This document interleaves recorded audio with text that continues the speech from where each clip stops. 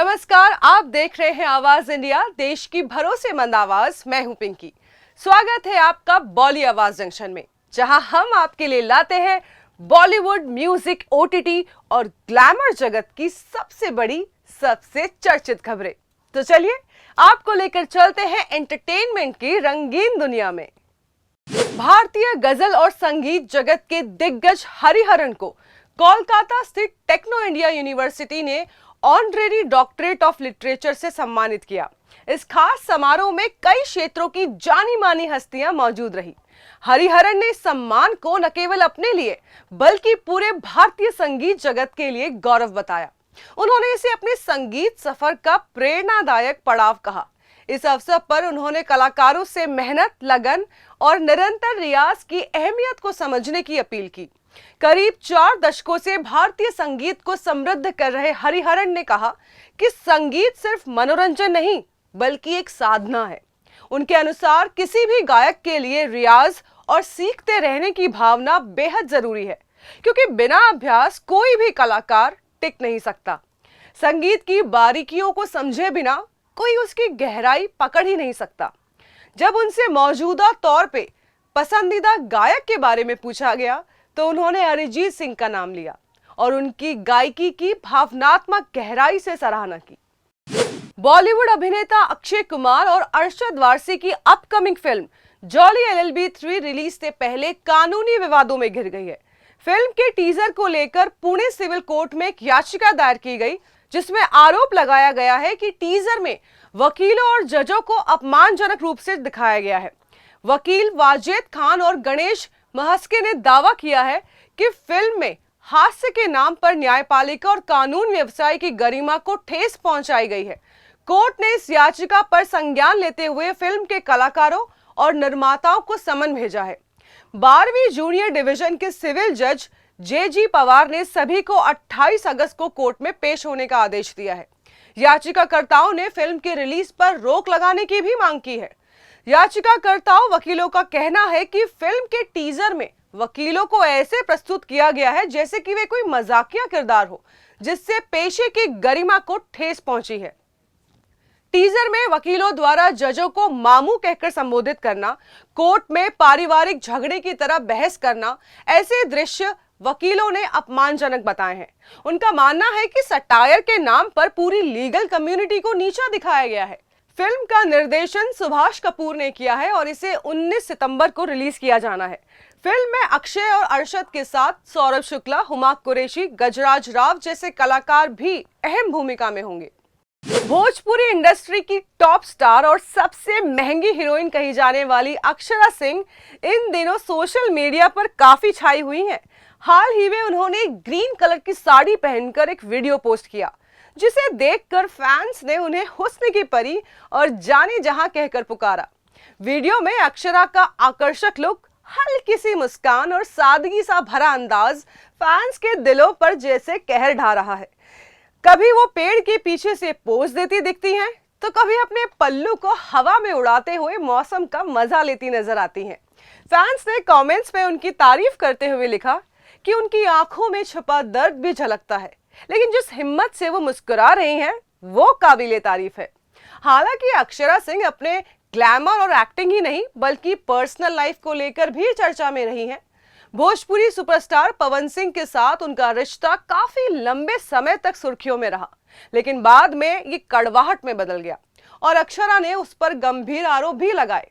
आज भले ही personal life विवादों से भरी रही है, लेकिन अक्षरा सिंह अपनी अदाओं, स्टाइल और टैलेंट से भोजपुरी सिनेमा की क्वीन बनी हुई हैं। बॉलीवुड की सबसे खूबसूरत अदाकारा और फिल्म मेकर दिव्या खोसला कुमार, एक नाम जिसे लोग अब तक सिर्फ स्टाइल, ग्लैमर और एलिगेंस के साथ जोड़ते आए हैं, लेकिन अपनी अपकमिंग फिल्म एक चतुर नार के लिए दिव्या ने एक ऐसा कदम उठाया जिसकी कल्पना शायद ही किसी ने की होगी। जी हां, करोड़ों की प्रॉपर्टी की मालिक भूषण कुमार की पत्नी दिव्या खोसला ने फिल्म के किरदार को असलियत के साथ जीने के लिए लखनऊ की झुग्गियों में रहकर वहां की जिंदगी को करीब से महसूस किया। करोड़पति की हवेली से निकलकर चौल और झोपड़ियों की तंग गलियों में वक्त बिताना उनके लिए आसान नहीं था, लेकिन यही उनके किरदार की डिमांड थी। दिव्या ने सोशल मीडिया पर अपनी शूटिंग एक्सपीरियंस साझा करते हुए लिखा कि झुग्गियों में लोगों के संघर्ष को देखना उनके लिए जिंदगी का एक नया सबक था। कैसे मुश्किल हालातों में भी लोग हंसते बोलते जीते हैं और अपने परिवार का सहारा बनते हैं। दिव्या ने माना कि यह सफर उनके लिए एक रोलर कोस्टर राइड की तरह रहा। अब तक ऑडियंस ने उन्हें हर बार ग्लैमरस अवतार में देखा है। केरल की अभिनेत्री रिनी जॉर्ज ने एक युवा नेता पर 3.5 साल से आपत्तिजनक मैसेज भेजने और अनुचित व्यवहार करने का गंभीर आरोप लगाया है। उन्होंने बताया कि बार बार चेतावनी देने और पार्टी के वरिष्ठ नेताओं से शिकायत करने के बावजूद भी उस नेता का रवैया नहीं बदला। रिनी के अनुसार नेता ने उन्हें एक 5 स्टार होटल में मिलने के लिए बुलाया और जब उन्होंने मना किया तो नेता ने उल्टा उन्हें चुनौती दी कि जाओ, जिसे बताना है बताओ, किसी को फर्क नहीं पड़ता। हालांकि रिनी ने अभी तक उस नेता का नाम या पार्टी सार्वजनिक नहीं की है, लेकिन अटकलें हैं कि वो एक मौजूदा विधायक है। रिनी ने बताया कि ये सिलसिला करीब 3 साल पहले सोशल मीडिया पर संपर्क में आने के बाद शुरू हुआ था और आखिरी बार फरवरी 2025 में नेता ने उन्हें मैसेज किया था। उन्होंने कहा कि पार्टी के रवैये से वो बेहद निराश हैं और अब उस पार्टी की छवि उनके मन में टूट चुकी है।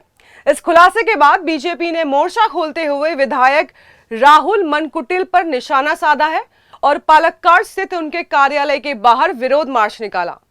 वक्त हो चला है एक छोटे से ब्रेक का।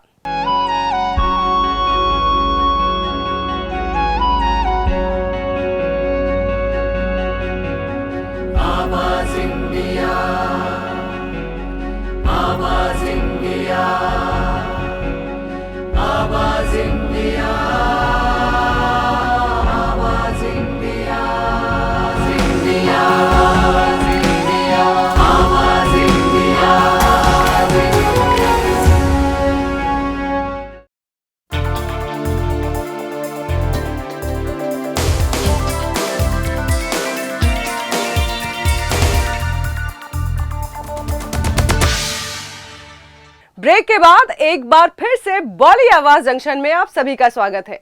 जानते हैं सिनेमा जगत से कुछ और खबरों के बारे में।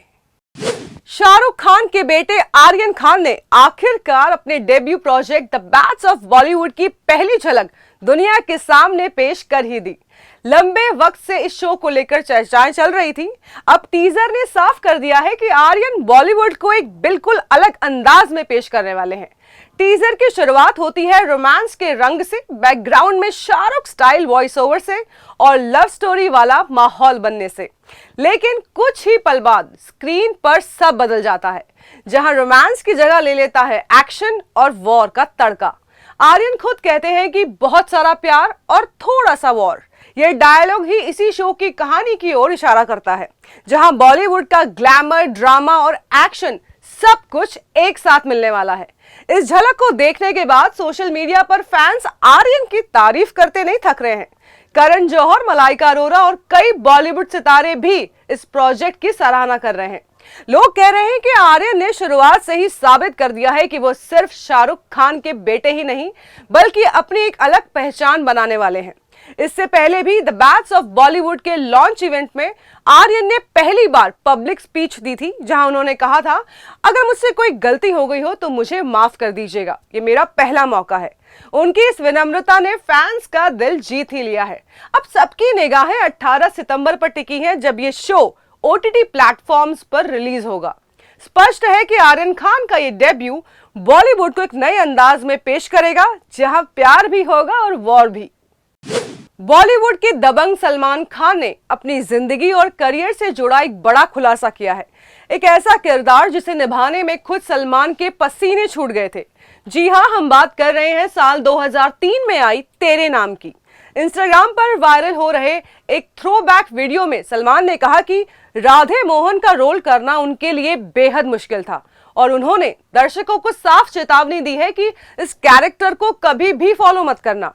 सलमान ने कहा, आप चाहें तो हेयर स्टाइल या फैशन फॉलो कर सकते हैं, लेकिन एक ऐसा लड़का जो किसी लड़की के पीछे पागल हो गया हो, उसे अपनी जिंदगी में कभी मत अपनाइएगा। हमेशा लाइफ में मूव ऑन करना जरूरी है। दरअसल तेरे नाम का किरदार सलमान के करियर का टर्निंग पॉइंट साबित हुआ था। फिल्म को सतीश कौशिक ने डायरेक्ट किया था और इसकी कहानी ने हर किसी को भावुक कर दिया था।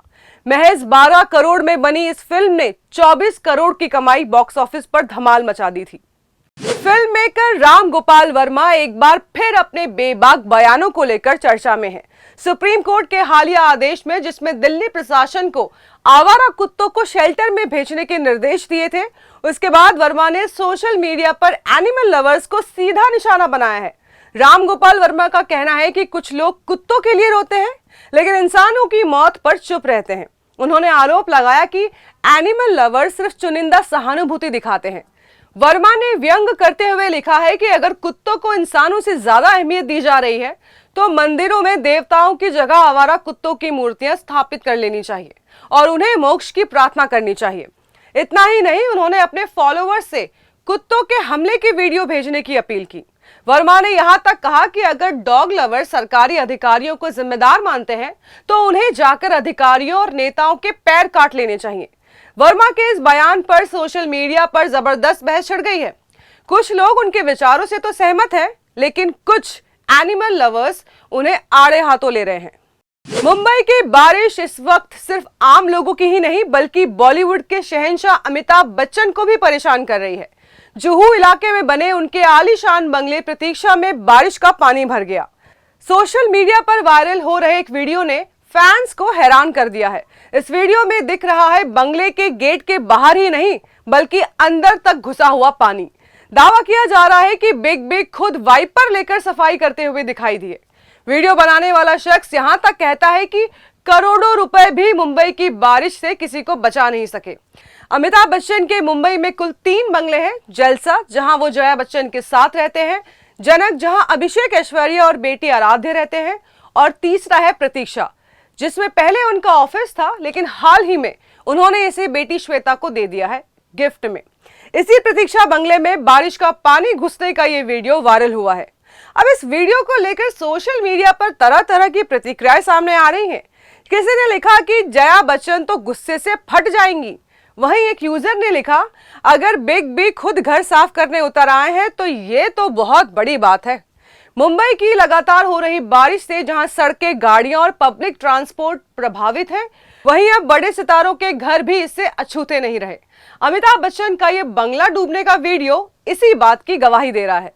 तो फिलहाल के लिए आवाज इंडिया के बॉली आवाज जंक्शन में बस इतना ही। जल्द मिलेंगे कुछ और ग्लैमर भरी कहानियों के साथ। तब तक दीजिए इजाजत। नमस्कार।